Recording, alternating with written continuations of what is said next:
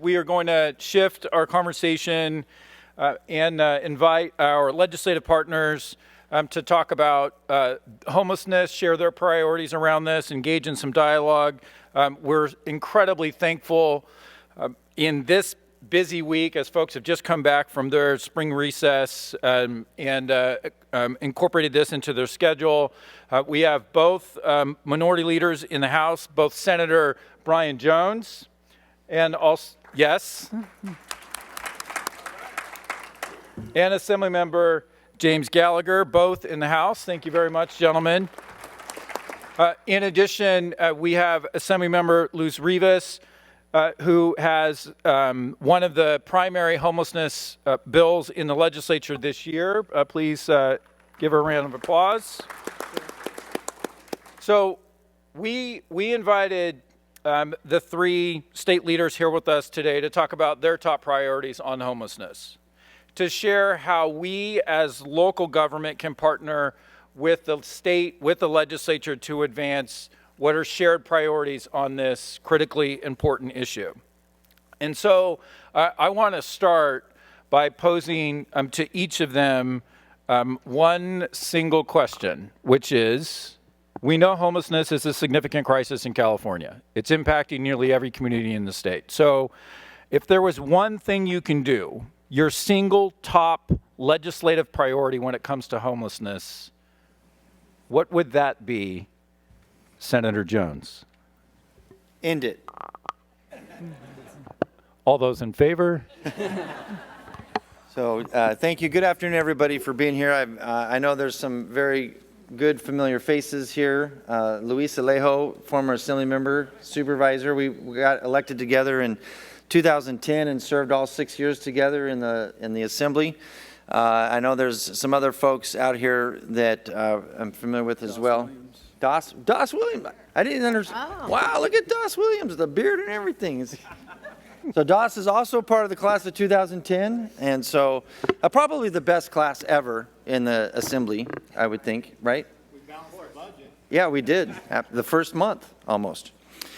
You know, for me, the number one priority in combating or dealing with, whatever adjective you want to use, and homelessness is safety. And I think that's an overarching theme that we all should be kind of looking at as far as dealing with this. Public safety, the families and the children and the elderly that live in these communities where homelessness is becoming a bigger and bigger issue with encampments, or even if it's not an encampment, individuals living on the streets.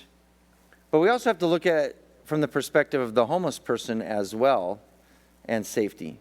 Is it really safe for a homeless person to be trapped in a lifestyle where their best hope is to have a collapsible tent as their shelter, either in a doorway or, in the case of my neighborhood where I live, a couple hundred yards away from the San Diego River, living in the river bed that normally doesn't flood, but this year has been to its banks almost the entire year, or up here on Garden Highway, where the homeless people for the last 10 years we've been able to ignore, honestly, because they've been down on the other side of the levee, down in the trees, without being noticed. But now that the river's up, now they're up on the sidewalk, and now they're up on the bike path. And is that safe for them? And I would argue that it's not safe. So I think public safety and the safety for everybody that's involved should be our number one priority in all these issues.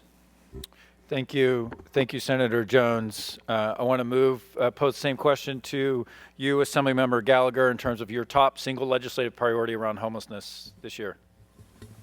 I would say the one thing, like if we could do it, is to change the dynamic into a much more regional approach to homelessness, because I think what we have right now is, we're either putting the burden all on the state or we're putting all the burden on local government, and specifically just individual local governments to kind of solve this problem themselves.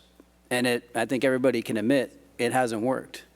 And so if I could do one thing, I would change the model more towards a regional approach where everybody has skin in the game, as they can, right? Everyone has skin in the game with a regional approach that provides shelter and services, and that everybody could then utilize for the homeless that are in their jurisdictions to get people into shelter, but more importantly around services that we could all pool together. I mean, we all do this in our own local jurisdictions, but imagine if we combined, our resources, and we're able to provide wraparound mental health, drug addiction, job training, placement, through some type of regional model.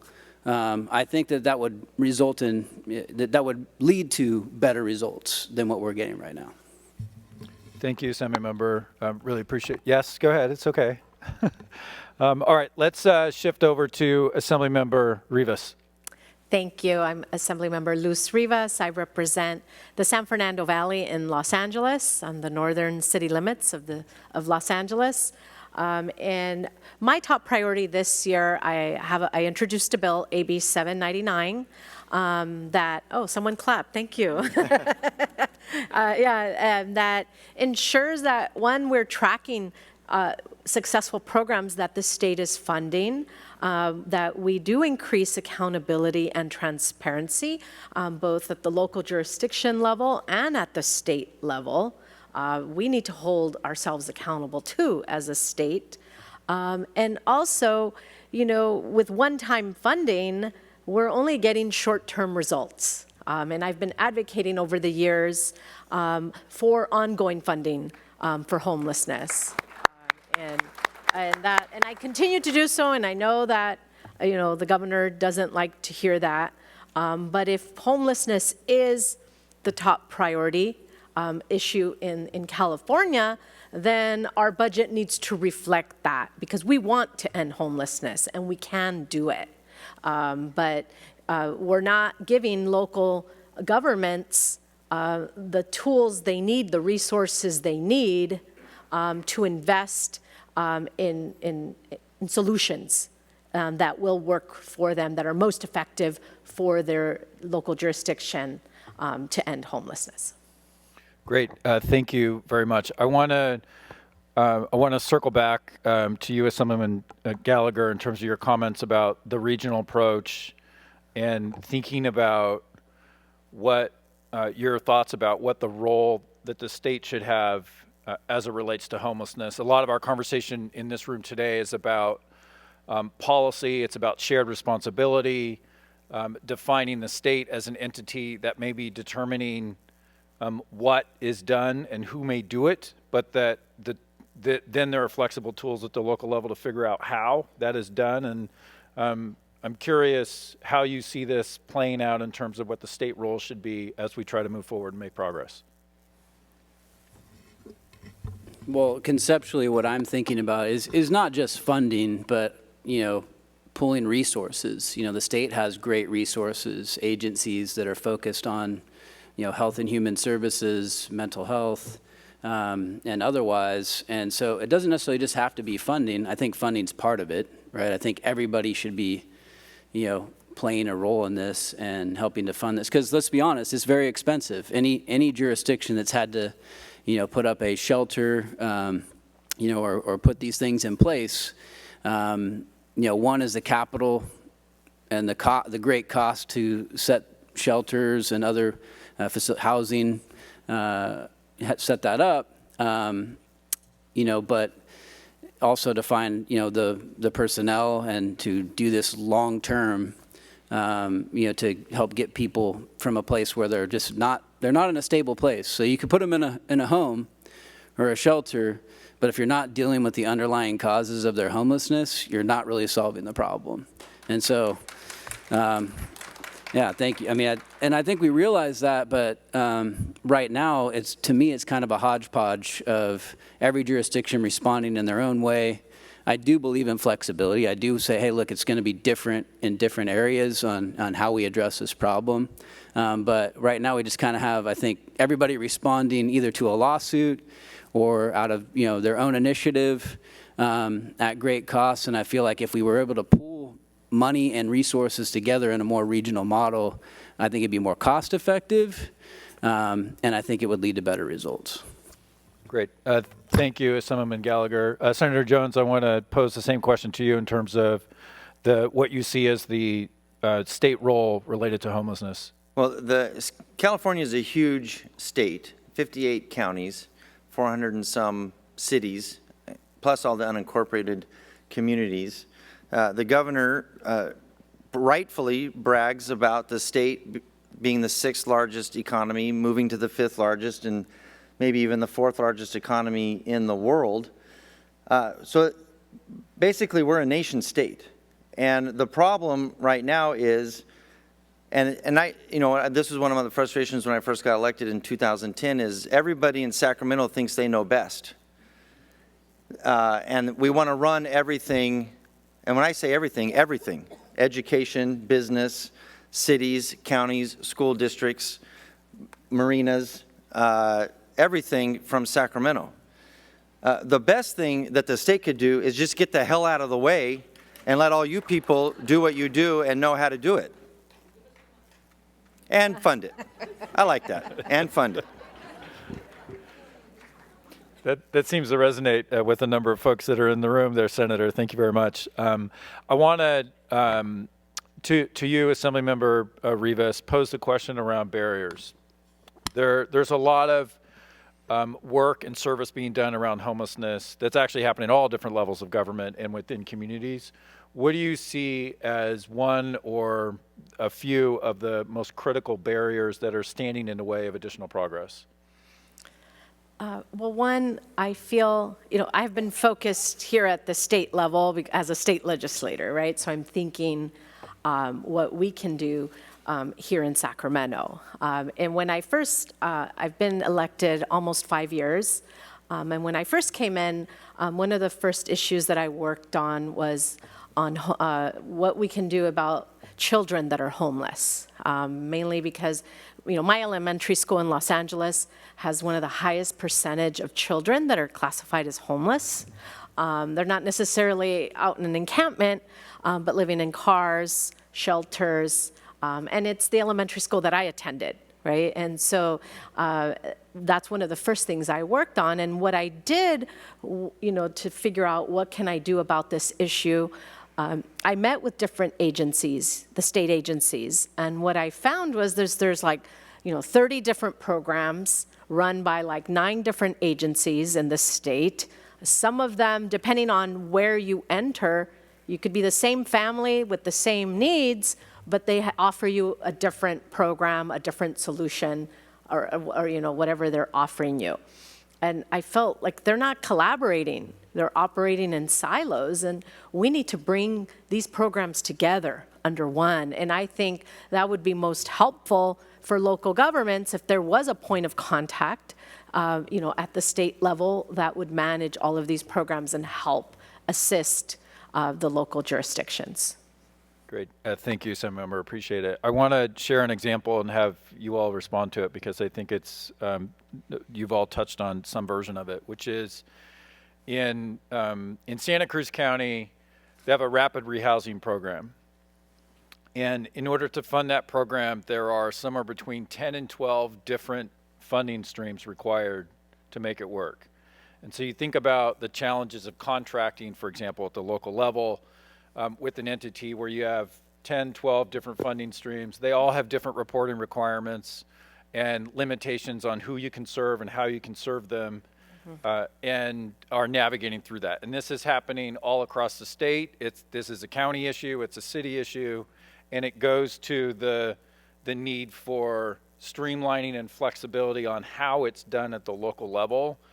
I think folks in this room are very focused on finding opportunities to get out of our own way around this issue. What thoughts do you have about how we can partner together, in ways in which we can support you in that kind of effort this year, whether it's a policy-related endeavor or through the budget? Why don't I go to Assemblymember Rivas? Okay, I know you were looking at me.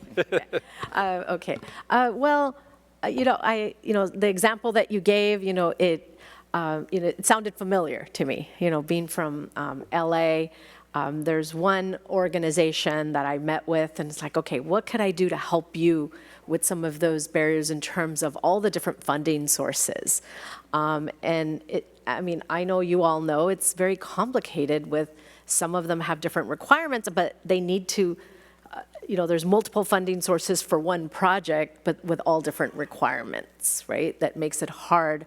Or sometimes they're doing one thing because that's what a certain percentage of the funding requires, and it may not make sense for the other pot of money that wherever the source is. I think that then, what can we do to kind of streamline that? How could we be helpful is what I think of. Thank you, Assemblymember. Assemblymember Gallagher?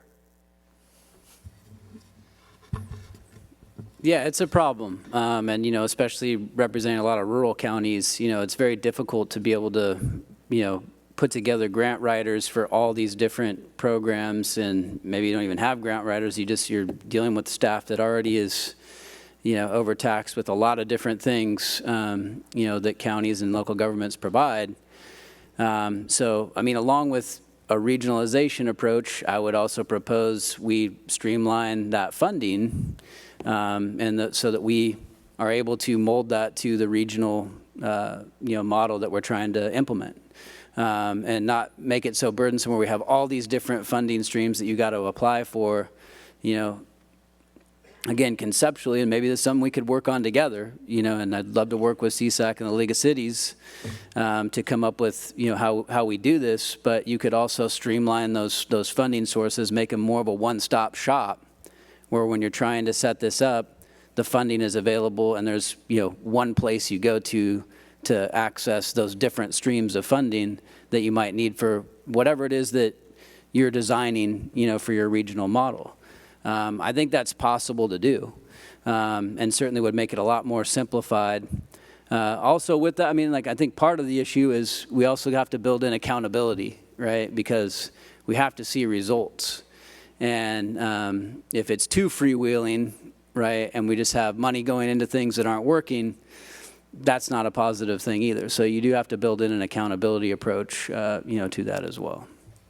So, Assemblymember, I'm going to stay with you for just a moment on the concept both of regionalization and into this need for flexibility. It seems like there are a lot of ideas around how to make additional progress on homelessness, and yet we're still in this place where there is not a more permanent solution. There isn't clarity on an ongoing basis about who's doing what.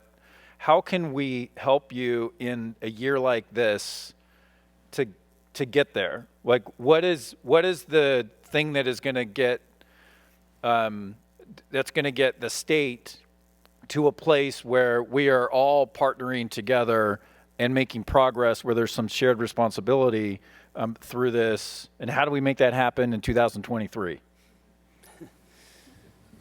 It's easy, right? Well, look, I think that'd be hard to do, we're passing a budget in June, right? So to say that we're going to solve that in the next 2 months is probably a little ambitious, but certainly I think putting together some kind of working group on this with, the counties and the state working together to bring this model into effect. I think that would definitely be worthwhile, and figure out how to do both of those things. One, allow the flexibility for each region, defining what those regions are, I guess would be one step.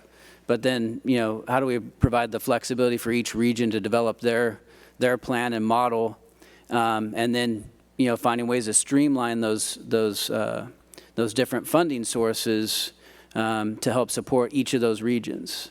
And I think that's something that could be done. It's, like I said, it's probably not going to happen like right now this budget year, but we could maybe start the work towards that.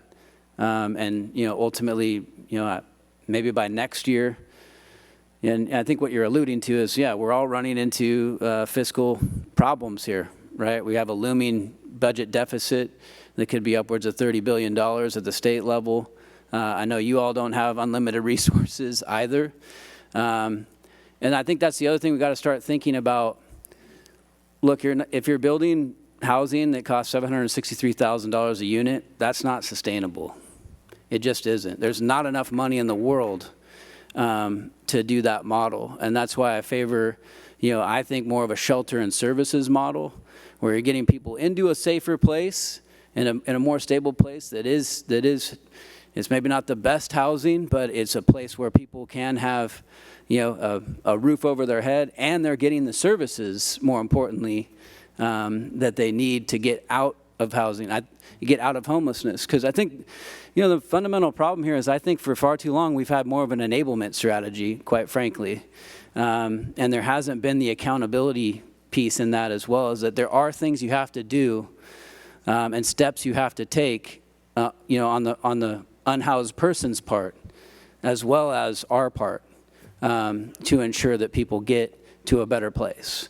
And I think that's the thing that we really need to build if we want to see successful results. Thank you, Assemblymember Gallagher.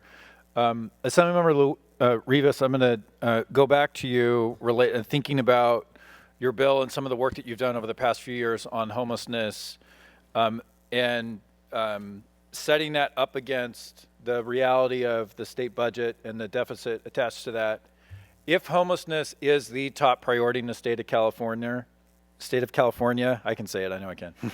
In the state of California, is there a responsibility, and do you have optimism around the ongoing funding that is needed to address this ongoing problem? Yeah, as many of you know, this isn't the best budget year for our state.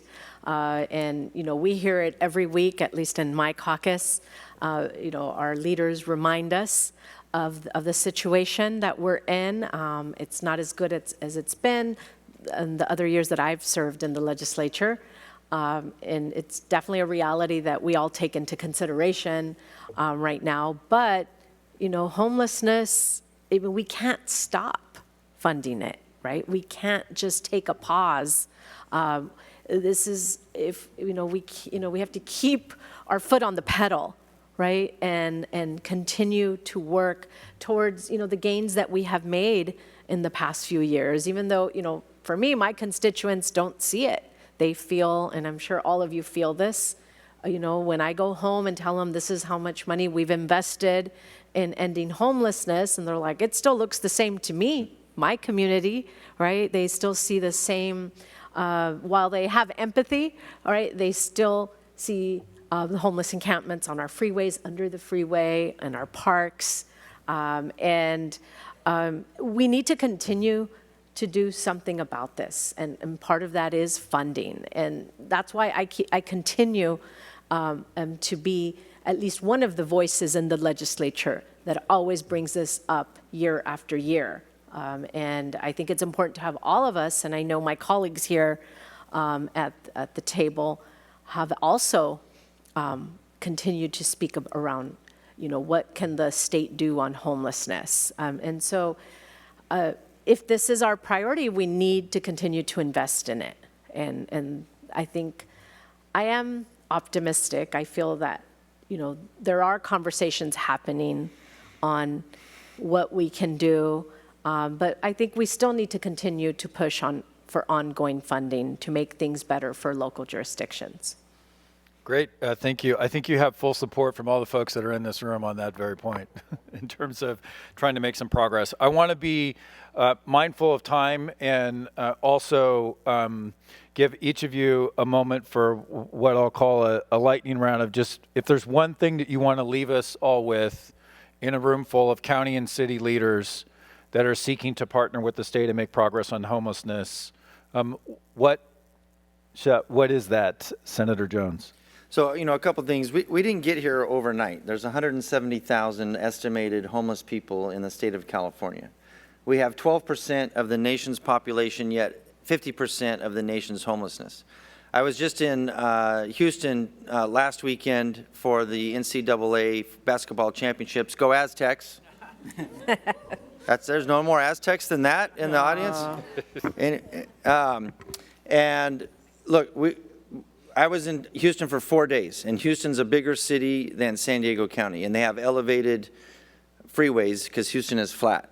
Beautiful elevated freeways with grass lawns underneath them, very comfortable, alluring locations for homeless encampments. How many tents did I see in 4 days in Houston? I saw 4 tents, not 4 encampments, 4 tents in Houston. And no, I don't, what's the answer? Why is it? I don't know what the difference, and I'll do some research on it, but what got us here in California? AB 109, Prop 47, Prop 57, and look, and I understand the argument that we're not going to criminalize homelessness, and I agree with that statement. But we've got to criminalize crime, and we've got to start enforcing low-level drug infractions, low-level theft infractions, and low-level crime. That's a big part. Look, let's just, if I'm the only one that's going to say it today, I'll say it. That's a big part of the homeless problem in California right now. Now, I also recognize that there are people that are down on their luck, have had an extreme situation in their personal life that have caused them to rely on the streets to live. And we want to help. We want to help everybody. And you know, those are the people that we ought to be helping first, and I think we do. But also, what else has exacerbated this problem? The cost of housing. And the legislature will do CEQA exemptions for sporting arenas, which I've voted for. But the legislature won't do CEQA exemptions for low-cost housing. They won't do CEQA exemptions for a county to give the county the ability to address its own homeless problem the way the county wants to address it. And so we're not going to fix this thing overnight. We got to unwind, you know, how we got here in the first place and start putting that back together. And I think that, you know, one of the things that I'm very disappointed in is, you know, all the people that have skin in the game of dealing with the homeless crisis are holding on to their turf, so to speak. They're holding on to their idea. They're holding on to their association. They're holding on to their funding source. They're holding on to their legislative concepts and think that that's the one way to fix homelessness in California. I just had Senate Bill 31, which was to compassionately and clear encampments that just died in public safety this week. And one of the arguments was this is not a solution. I go, no, there is no one solution that's going to fix homelessness in California. There's 170,000 homeless people and 120 legislators. If all 119 of my colleagues brought one good idea, in addition to my one good idea, we'd have 120 good ideas to start addressing the 170,000 homeless people. But everybody's dug their heels in to what they want to do and aren't working with other people to see how they want to solve the problem and work together to solve the problem. It's going to take all of us working together, and it's going to take a bunch of good ideas to start solving this problem in California. And until we do that, we're going to be stuck on the Groundhog Day situation that we're stuck in right now. Thank you. Thank you very much for sharing your comments and underscoring the complexity of this issue. Assembly Minority Leader Gallagher. Yeah, so along with the regional model that I was talking about, we need policy changes. And so first we got to talk about housing. And I think everybody in this room knows that CEQA is a problem. It is too easily abused. It stops good, affordable housing projects from moving forward, and it's become a total litigation mill. And all your jurisdictions get sued, and good projects don't move forward because we haven't reformed CEQA. So absolutely we need to reform CEQA on a very comprehensive scale to address housing. The best way to build affordable housing, I strongly believe, is partnering with the private sector. And the way we've done that is through the tax credit program. But as many people have seen, that is very complicated at times, and there's not enough tax credits out there for all the different jurisdictions who need it. Especially in rural areas, it's very hard for us. I mean, one of the ways I've been able to get it is through having a disaster in my district. It shouldn't take a disaster in my district to get more, ability to get tax credits and funding to help support working with the private sector to build more affordable housing. So we've got to solve those problems on the housing front. And you do need to be able to enforce against encampments. It is not compassionate to have people living in encampments and having open drug use on our streets, near our schools. It's not okay.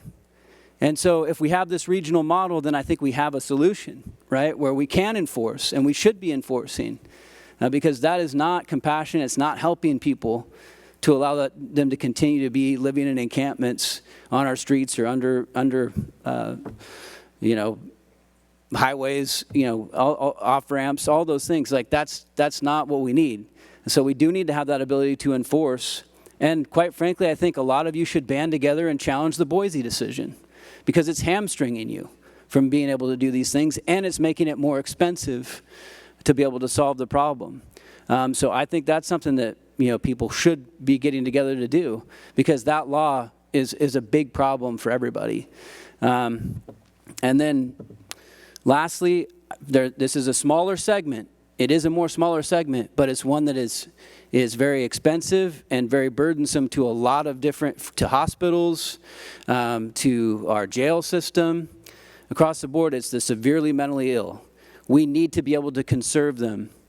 And so that's why I'm a joint author with Senator Eggman on that legislation, SB 43, that these are people that are just continuing the cycle of insanity, of 72-hour holds, and they're back out on the street. 72-hour holds in an ER, 72-hour holds in the jail system, which is not equipped to handle people with severe mental illness. And so we have to be able to have long-term conservatorships. And I know I'll hear from you. We need funding to be able to do that. I hear that. But what we've been doing in the legal system that we have set up that allows people who don't even know they need help, will refuse help, to continue that cycle of devastation is not good policy. It has to change. So those are some of the policy changes I think we need to bring into effect, in addition to what I was talking about in terms of a regional model. Great. Thank you so much for sharing a number of different policy ideas there. We're going to end with Assemblymember Luis Rivas in terms of what you would like to leave us with today and how we can partner together.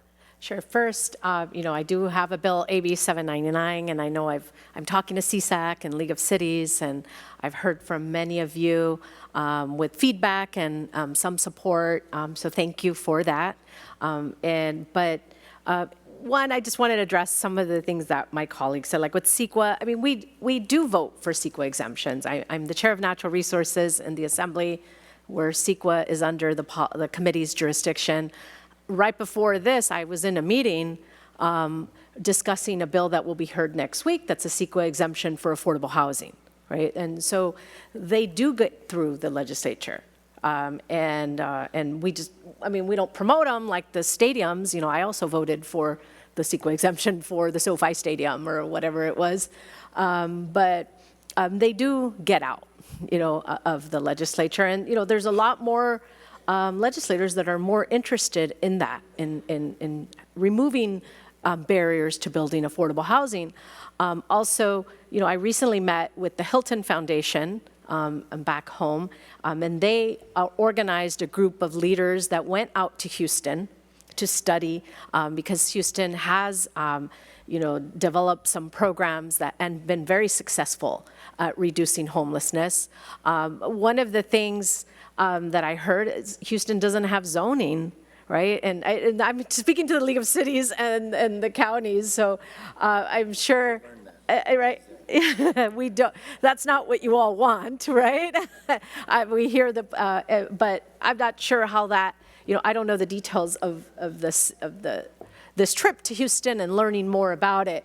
But building housing is one of the solutions, and a lot of times, and my district included, I hear from locals they don't want more housing. My constituents don't want it in certain areas, and that makes us not want to approve, some of the policies that would increase housing production. We hear from you on this a lot, from our local leaders, local government leaders, that want to make those decisions without the state, passing these exemptions and by right. bills. And so, I just think that we all need to sit at the table. We're not going to all get 100% of what we want or how we used to do things. And so I think we all, with my bill, I'm trying to increase accountability and transparency. But if it were up to me, I would say, okay, I will provide ongoing funding, but I want to see the results, right? Or else we will take that money away, right? And so I'm not the top decision maker. I'm one of many. But I know that we're all working together. We all care about this issue, and we will get there. Thank you. That's probably the greatest way that we can end on this, highlighting the need for us all to get uncomfortable and work together. Please join me in thanking the distinguished state legislators. We really appreciate all of your time. As we're settling here, I'm going to invite up Erica Manuel from the Institute for Local Government. She is the executive director. She is a close partner of both CSAC and Cal Cities and does marvelous work. On behalf of all communities in California. So I'm thrilled to introduce her, and she will moderate this next panel. Erica Manuel. I'm so excited to be with you, to be moderating this session, and the closing panel in particular, because we've heard so much amazing information already on this topic, but we're going to hear from a slightly different perspective as we close out the discussion today. So as Graham mentioned, my name is Erica Manuel. I am the CEO and Executive Director of the Institute for Local Government, or ILG. We are nonprofit, we are nonpartisan, and we're the training and education affiliate of CSAC and Cal Cities, who we absolutely love. And we really love that they focus on advocacy. But our organization is really all about really thinking about implementation on the ground and really figuring out how do we make policies effective practice. So we love that when we work with our cities, our counties, our special districts, the sweet spot of highlighting areas where all jurisdictions and all different types can work together effectively. How can they clear roadblocks? How can they develop solutions that work on the ground? So for us, it's also important that no matter what your size, no matter what your geography, no matter how many staff you have or your budget, that you really can find ideas that make sense. And so this panel is about just that. So we're going to close out today talking to some county and city leaders from smaller and more rural communities. And we're going to hear how they have worked together to really, make some progress, to clear some hurdles, to build some bridges, and to find some common sense solutions. So please join me in welcoming our panelists today in kind of alphabetical order, not in seating order. We have Jan Arbuckle, the mayor of the city of Grass Valley, in red. Heidi Hall, a supervisor in Nevada County.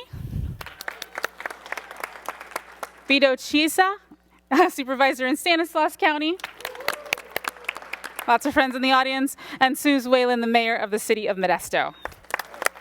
These people are all absolutely amazing. And just a little bit of context for this discussion, because we don't have very much time. So we're going to go fast, and I'm going to talk fast, and I'm going to talk loud. So Mayor Arbuckle, she began her service in the city of Grass Valley in the Grass Valley City Council in February 2007. She's in her 4th elected term, and her background is in public safety, and she has 2 decades as a deputy sheriff in Sacramento County. So she's got this extensive background on local issues, small city issues, and she's really taken them to the national stage with a lot of board roles, including with the National League of Cities. Now, Grass Valley is in Nevada County, and since 2017, Supervisor Heidi Hall has been leading there, and she has about 25 years of experience as an environmental professional. So she's really been thinking about certainly these topics from that lens, and there are so many that connect those dots. She's also volunteered as a court-appointed special advocate, which gives her this really unique perspective on homelessness, mental health, fire safety, and a number of other issues that are really relevant for our conversation today. Supervisor Vito, 4th term Stanislaus County Supervisor for District 2. He is a lifelong resident of Houston, which is close to where I grew up, very small rural community, population of 8,000 residents, and his family is steeped in agriculture. right? Professional background connects very much to that family legacy, including service on the fair boards, the farm bureaus, which connect to the homelessness services as well. And when you think about that, he brings about 20 years of insight on emergency services, emergency dispatch, and regional agency collaboration. And then closing out this amazing panel, Mayor Sue Zwahlen, lifelong Modesto resident, fourth-generation Californian, elected mayor of Modesto in 2021 after serving 2 terms on the Modesto City School Board. And when you think about her insights today, you should know that she spent 40 years and continues to as an emergency room nurse with really deep experience in emergency medicine, public health, and mental illness. So that's the context for how they're going to bring some insight today. In addition to this perspective on small and rural, it's a little different than what we've heard from some of the larger communities. Not necessarily entirely wrong. Theirs are also applicable, but there's some unique distinctions, and they're going to talk about those right now. So now that I've whet your appetites, know that these guys will be available after the panel because we'll have to stop, no Q&A, but we're going to dive in. So we are going to start with Supervisor Hall, and I'm going to ask you to kick us off with just a short snapshot. What's working in Nevada County? How'd you get here? Give us some nuggets. Thank you for that question. And diving in, I'm going to do the same thing. So just briefly, because we are a different panel, Nevada County is just shy of 100,000 people. We have 2 small cities and 1 town. So it's a very different scenario than what you've heard about before. When I came on the board in 2017, their staff was working with homeless in various programs, but the leadership had decided that the county had nothing to do with homelessness. That was not our job. So I came on the board and advocated for that to become a priority. Took us about a year to make it a priority. We put together a homeless plan. We started getting funding. We increased the priority. And then all this great funding came down from the state and the feds. And thank you to the governor for doing that. That was a big help. And because we had a homeless plan in place, we were ready to go. Since then, I'm going to rattle off just really briefly a sort of a list of things we've gotten done that any rural county can do. But I'm going to make some points about what this looks like and how we got there. So just very briefly, we built the Brunswick Commons, housing for formerly homeless with vouchers, funding No Place Like Home tax credits. Odyssey House, 24-hour mental health facility, 16 beds, adult residential treatment, funding, community development block grant, Medi-Cal billing. Ranch House, expanded for 6 mental health clients, funding, No Place Like Home, community care expansion grant. Empire Mine Courtyards, purchased and renovated a motel through Home Key, funding, state Home Key. Cashin's Field, a case study in successful low-income development, Nevada City funding, complex and multiple funders. Orchard House, 6 beds for people with mental health substance use, purchased with Board of Community Corrections funds.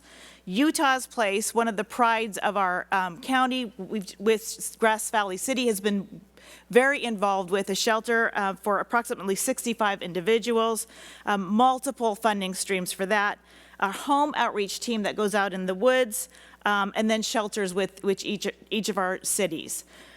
Finally, we are now just standing up one of the things we've always wanted, which is a day resource center with restrooms, showers, lockers, probation and social services, meals, housing help, SUD assistance, and it'll be the home to our home outreach team. So this is what we've done in about 6.5 years, really stood up a robust homeless system.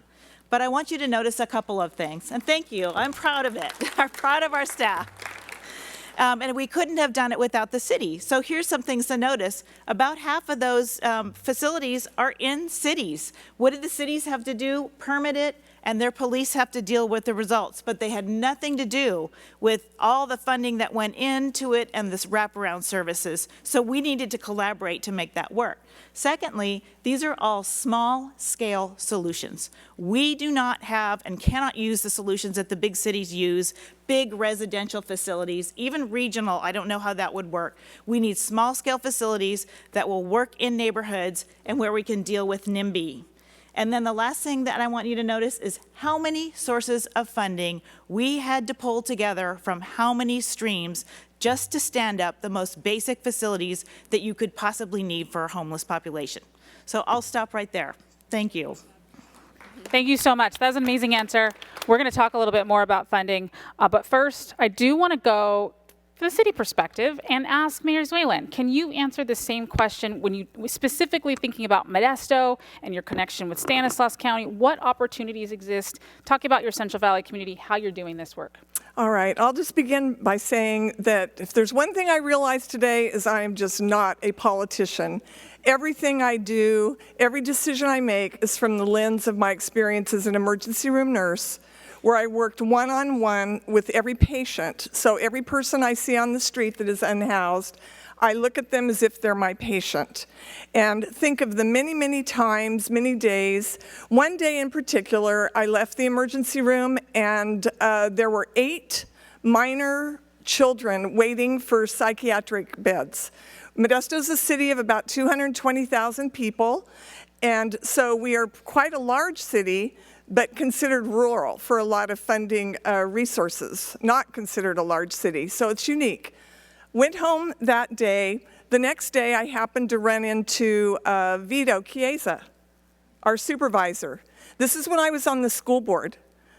I said, Vito, I think it's important that you know that in our hospital emergency room, we had 8 unhoused, not all unhoused, some were, minor children that needed psychiatric treatment, needed a bed. We do not have one bed for minor children in Stanislaus County. He listened. So my advice regarding all of this is find your people. You have to find the person that actually cares about doing something about this and will listen. So this was back probably in about 2009, and since then, Vito and I have had a very close relationship surrounding our unhoused population and their needs. A person that is mentally ill is not any different than having a broken leg. There was a time in the emergency room in the 70s when we had a child came in with a broken leg. We had nowhere to refer them for follow-up. Nowhere. No one, they did not have insurance. No physician would take them. The county stepped up. Health centers stepped up. I was so excited the first day that we could actually give that patient with a broken leg, a child, a referral source. Prior to that, they were coming back to the emergency room for treatment. Today, it's still that way very often for mentally ill people to find the services. So it's all connected. Patients want treatment. It would bring me to tears over and over and over. People that were addicted to substances. We know approximately 1 in 10 people are addicts. That's in this room. That's every politician, every nurse, every doctor, every lawyer, every person on the street. That's just the facts. People want help. I would have to send them away from the emergency room with no referral for substance abuse, whatever their disorder was, that they actually wanted help. So we need nurses to care for these patients. We need more case managers. We need treatment centers. So we all know, right? Every one of you are living this every day. So find your people that really do want change. I tested it out with another member that was on the Board of Supervisors at that time, and he, quite frankly, thought that children with mental illness were like making it up. That's not my person. He's not there anymore. So I work with the people that really want to do something about this and see change. That was a difference for us. In Modesto, we have another thing is our police chief was completely on board with alternative response models to address these issues. I've never worked with one cop in the emergency room that wanted to do that as part of their job. They would bring the patients to us and say, Sue, the officers over and over would say, Sue, this is not what I'm trained to do. Help me, help me. So that's something now that I've persisted with as this role of mayor, that I can talk to county leaders and explain these real life situations to try to make an impact in our communities. So find your people and speak up. We have many great things, as was listed, of some that are happening in Nevada County. In our county, we have, or in Modesto, a Camp to Home program, which is a whole continuum. It starts with outreach, shelter, job training, permanent employment, and permanent housing. Included in this is our downtown streets teams that they work in teams of 3. It is a leadership program. They receive job training and go on from that into permanent employment and housing. We have alternative response model, as I said, a chat team, our chat team, community health assistance team that respond to the calls that are needed where we do not need a sworn officer. This saves resources for our police department. They're happy that we're getting better care for the people on the streets. And those are just a couple of the examples that I have. There are many more, and we do partner with the county for just about every one of these initiatives that we've begun. I love that. Thank you, Mayor. All right, let's go to our other mayor, Mayor Arbuckle. You have this background in law enforcement, and you've got this very different perspective. And I don't want to take anything that's been positive so far. I want to acknowledge all the great things that have been said, but I also want to talk reality check and explore some roadblocks, explore some challenges. And I know that sometimes there is this interesting connection with law enforcement that Mayor Zwahlen mentioned. Can you talk about any of the roadblocks you might have experienced, law enforcement or otherwise? What's different in a rural or small community as it relates to hurdles, particularly related to this issue? Well, first of all, the cities, and this is true in most small rural communities, we don't get funding. We don't have mental health services. Those are provided by the county. So our resources are stretched. As Supervisor Hall had mentioned, the county has built all these different places, and many of them are within the city limits. So what that does is it tasks not only our police officers, but it tasks our fire as well, because we do get a lot of calls for that. We're fortunate enough to receive a Cal VIP grant, but unfortunately, it's expiring. Again, as you've heard today, all these great money comes, but then it goes away. And then what do?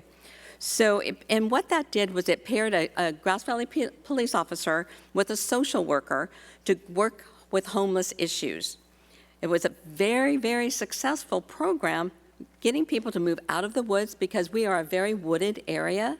So obviously fire is a big concern, and move out of the woods and get help. But that program is expiring. And I know that this is a common thread that we've heard, that I'm sure you have heard all day. We need to have ongoing funding. And what we also need is cities to get more direct funding so that we can work with our nonprofits. Small cities really need that partnership. We work a lot with Habitat for Humanity. But again, a lot of nonprofits, their funding is tied. They have to jump through all these hoops and meet all this different criteria before they can actually build something affordable for our people.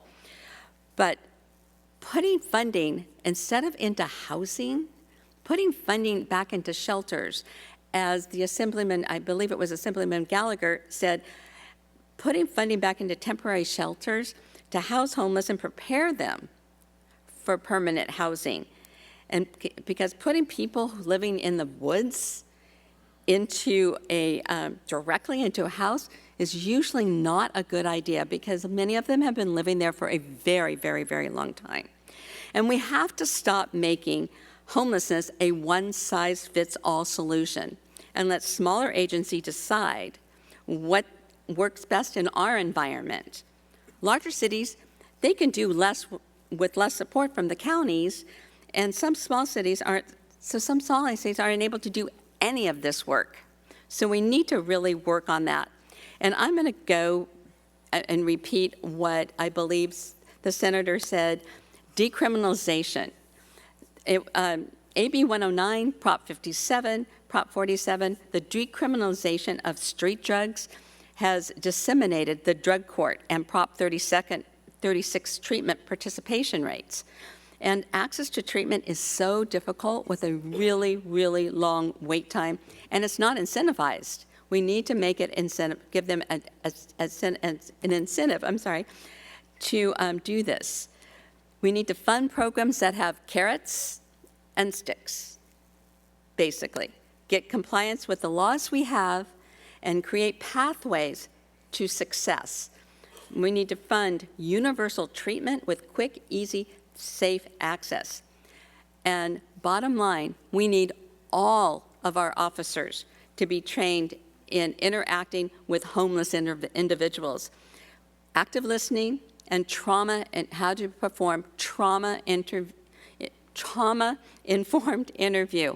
It is absolutely essential because our law enforcement officers and our police and our fire are the ones that usually see them first and usually have to deal with them first. So I am grateful to have the relationship that we have with the county. I think that we are on the right, with our county and city relationship, we are on the right path to working together. But one thing I will say, and I say it, if anybody's heard me speak before, I say it all the time, we have to have a seat at the table in the beginning of the conversation. Not a heads up, oh, by the way, this is what we're doing. You guys have to deal with, you know, how to manage it, but this is what we're doing. We need to collaborate from the beginning and be involved in the conversation always. And that is not just in my city and county, it's in all small, especially in the small rural communities up and down this state. It is absolutely imperative. Thank you. Oh, thank you, Mayor Arbuckle. So appreciate that feedback. And I also want to hear, elevate something that I've heard a couple times in every answer we've heard so far: funding, funding, funding. And I know that there's probably a little bit more that Supervisor Hall you're going to be able to share with us, but I want to start with Supervisor Chiesa and say, can you talk to us about anything funding related in Stanislaus County? Is there anything specific you wanted to dive into there as it relates to how you're handling that as potentially the recipient of some of those funds? Yeah, sure thing. Thank you, Erica. And first of all, I'm all jacked up because I love the dessert. So I'm ready to roll. What absolutely amazes me first about CSAC, I got a shout out to CSAC. When At Home was being put together, you're talking about, again, we heard from Supervisor Mitchell, Vargas, and now Hall and myself, completely disparate views of what happens in our county, right? It's different. There's 7 times the size of my county, and I think our county is about 5 times the size. And for us to land on something we could compromise and put forward that holds ourselves accountable is truly amazing.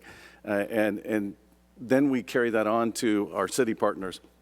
I look at, I'm going to call Sue Zwahlen Geppetto, and I'm Pinocchio. When she calls, I start hopping around and do exactly what she says, and that creates a great relationship, right? But we talk about that call she made that was at El Concilio. We talk about that all the time, and it hasn't changed. I'm the only supervisor that does not have a Modesto address, but we share a building with the city of Modesto. It's a city-county building, and our offices are about 150 feet apart. There's no escaping, so we work well together. Maybe forced, maybe not forced, but I think we have good synergy going. On the funding, when we talk about the programs we've done, when the Boise decision came out, and I'm going to talk fast just because we're short on time. The Boise decision, it kind of allowed things to go awry. 39% of the population lives in the city of Modesto, 13% in the city of Turlock. We have Councilwoman Abrams in the back, but 80% of the homeless are in Modesto. And Turlock has a proportional share. And the city that, I live in the unincorporated area, but the city of Houston, 8,000, 0 homeless in the last point in time count. So we need to put our services in where the need is, and Modesto is where the need is. When the Boise decision came down, they allowed camping in a city park. We ended up, it was absolute chaos, but it worked to get everyone in the same situation. It took us about 6 months. We put up tents, went down to a regional park. We had 300 tents donated, so we had about 500 people in one encampment, and it was called MOES, Modesto Outdoor Emergency Shelter. The chaos turned to a much better situation, and in less than 1 year from when we opened Beard Brook Park, actually it was the Modesto police chief that opened it up, he told them to go down there, we had a low barrier shelter built in Modesto. And that is unprecedented. You couldn't even cite a low barrier shelter without the NIMBYs coming out, just trying to go through the process. Because Modesto was a willing participant and we're willing funders, we were able to complete that. The mayor talked about our chat team, which really came out of a care team model that has since morphed. But we took the 150 most distressed people in the city of Modesto, frequent flyers, ambulance riders, 5150s, strong medical needs, people that might have needed to be conserved generally, but we touched them 2 times every single week. Modesto Fire, probation, public health nurse, social services, mental health services, everything to keep them on their meds, literally go out, give them their meds. It really made a difference in that interim basis as we're trying to get the housing continuum, transitional housing. Last night, I watched about 2 hours of Turlock's meeting. They're trying to do transitional housing. It's unconventional. It's using containers. But I listened for 2 hours. I went to sleep last night. I listened for an hour and a half up here, and I still hadn't got to the vote, although I did see it in the newspaper. It was a 3-2 vote. To move ahead with it. But the difficulty, it takes bravery,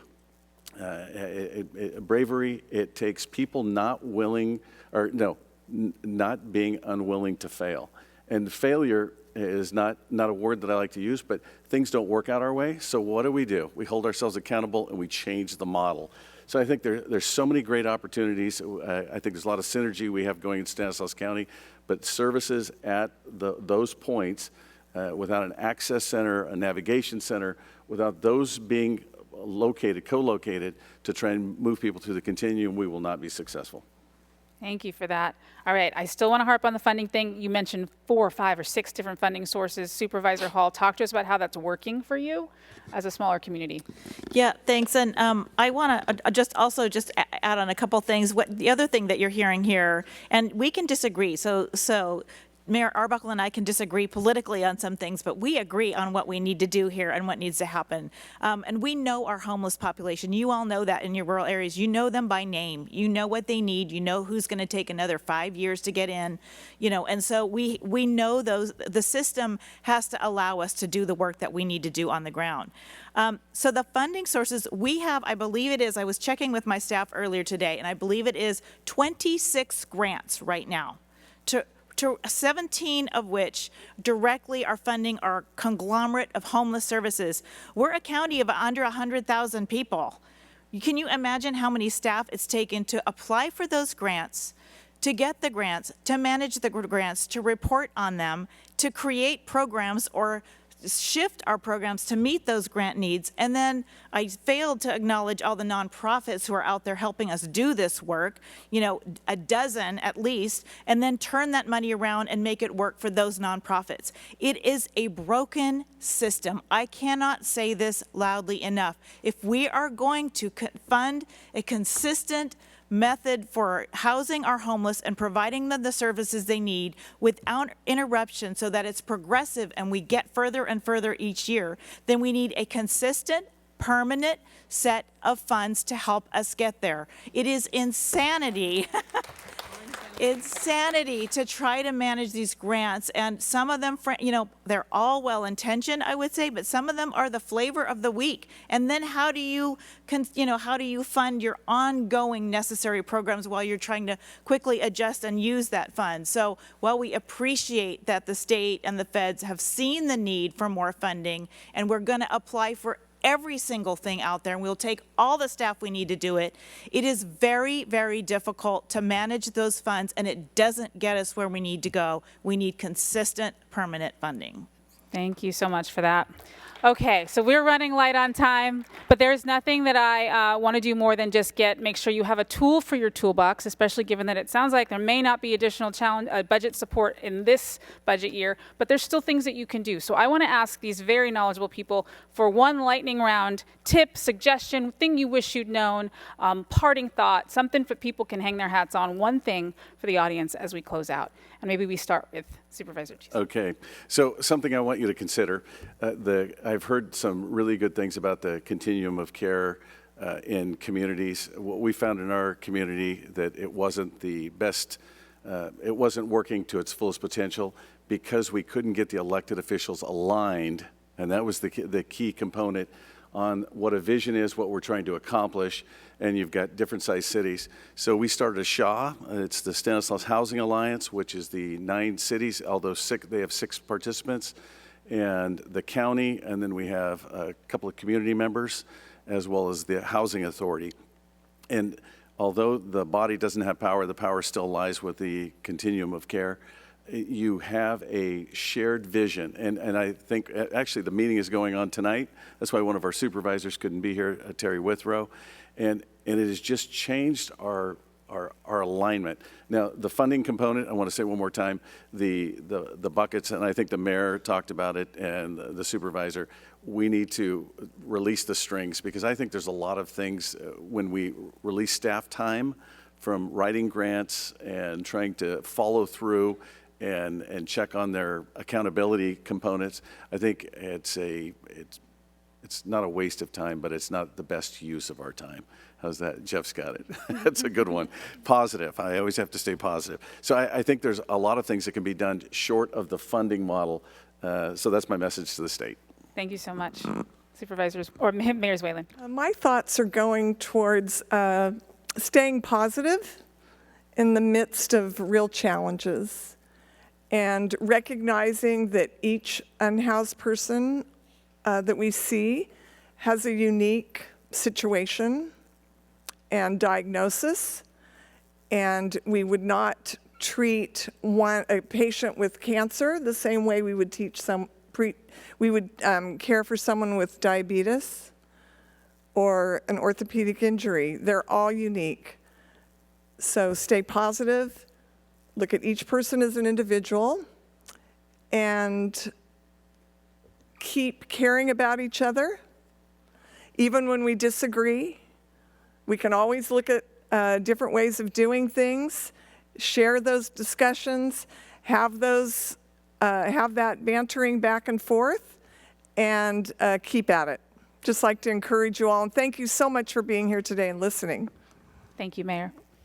One thing that I think I would use as a takeaway, I've been involved with working with homeless issues since I was a deputy sheriff in Sacramento County. I started with, actually, back then, we actually tossed homeless camps, threw their stuff away. But it gave me the opportunity to get to know a lot of them. And what I learned from there is, just like with all cities and counties, one size does not fit all. One size does not fit all with our homeless. Some people are there out of choice for whatever reason. Some people have serious substance abuse issues. Some have mental illness. Some are there, and those are by circumstance, and those are the ones we can help first. Those are the low-hanging fruit. And others, as believe it or not, is because most shelters will not allow their pets. And their pets are their family. And that is a barrier for a lot of people if they are in places where pets are not allowed. So one thing that that's just has always resonated with me, one size does not fit all. You cannot classify all homeless under one brush, because they're all there for different circumstances. And the ones we can help, we need to help, because all that does is start reducing the homelessness. And then we go to the next, and then the next. And again, thank you again for being here and listening. We want your tool, we want your tip. Two things. I would echo my colleagues here earlier comment to involve people right from the beginning. Cities, counties, regional housing authorities, nonprofits, involve everybody right from the beginning so everyone feels invested. And I think we can all do better at that, I'm guessing. And the second thing I would say is sort of apropos of our at-home proposal here from CSAC is I would have started earlier advocating for the whole solution. And I think that's what we're doing here now. We need to do. We need to be together on advocating for the whole solution, not more of this piece or more of that piece or more money for this grant or that grant. We need to talk about the system so it is set up for us to succeed. And that means cities and counties working together, working with the state. Thank you. Awesome, thank you. Oh, we have one more thought, last parting thought. This is very, very quick. I was reminded by Supervisor Villegas that this is not the first time CSAC and the League of Cities has cooperated. He and I co-chaired the Homelessness Task Force for the state of California. Back, I can't even remember the year it was, 2017, 2018, back there. So this is not the first time, but I hope we don't go that long again before we do it again. That's all I had to say. Absolutely, and I think you've heard the message. It's resonated loudly. The things that are relevant for the larger communities may also be relevant for small ones, but there are very unique perspectives and issues that need to also be addressed with some of the policies that are created. And I think we heard collaboration, certainly like opportunities to engage both your nonprofit partners and state and regional. It is a huge opportunity for all of our jurisdictions to connect the dots on this big issue. So I just want to thank our panelists so much for your time, for your insights. Thank CSAC and Cal Cities, Carolyn and Graham. Thank you so much for certainly having this summit, the second, right? Because I know ILG was part of the first one, and for certainly inviting us to be a part of it again. So on behalf of us and all of them, thank you so much. Graham, thank you for being such a great partner. And to all of you, thank you for being with us today. I know I took a lot of notes and learned quite a bit. I had 4 observations from all of today's sessions, and I'm just going to run through those very quickly and then hand it off to Graham to bring us home.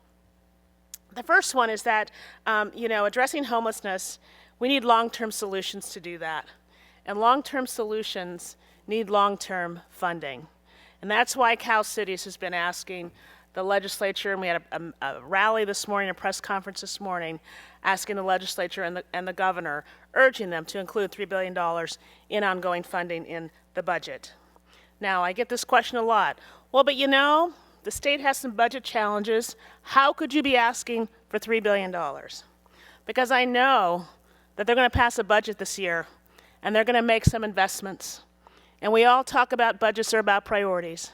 And I continue to hear that addressing homelessness and our housing shortage is a priority. So at the very least, I'd say to the state, if you can't give us more funding, don't cut the funding we have. Thanks. Thank you. Second, and we just heard Mayor Arbuckle say this so eloquently, there's no single solution to homelessness.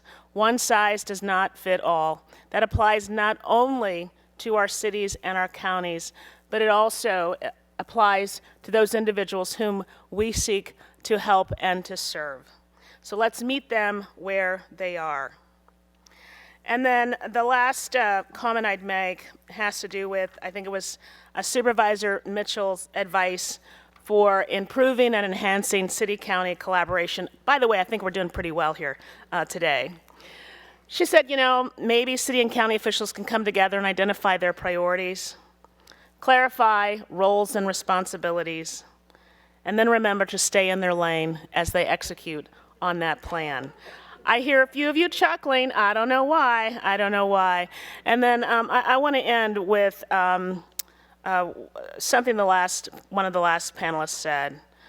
Find your people in city and county government and with nonprofits and other stakeholders. Find your people and speak up. And I'm so glad that all of you are our people and you're here doing this good work. Thank you so much for being here. Graham?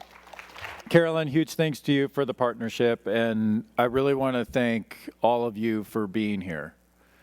This is a very important day. It's an important day because we are in the year where there will be big change that will happen on homelessness that will position communities to be more successful than has been that way for a long time.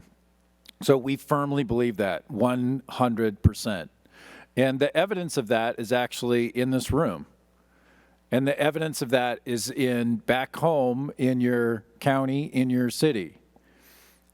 It is those who are willing to get uncomfortable to make change. Those that are willing to get uncomfortable knowing that we have to stand together as one united local government and push on the state to ensure that there's real shared responsibilities.